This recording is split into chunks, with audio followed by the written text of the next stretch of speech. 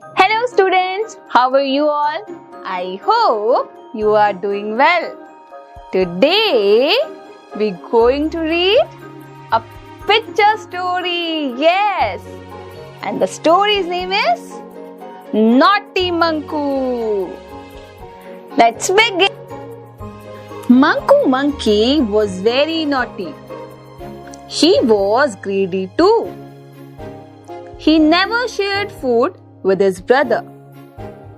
One day, Manku found a basket of juicy mangoes on the roof of a house. He ate all the mangoes and did not share them with his family. Smiley Sparrow, who was Manku's friend, asked him not to be greedy. But Manku did not listen to her and asked her to leave.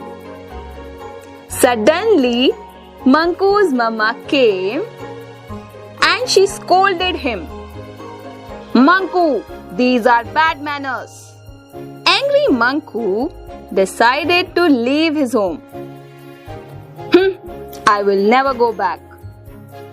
After walking and jumping from tree to tree, Manku got tired and hungry. He saw a pond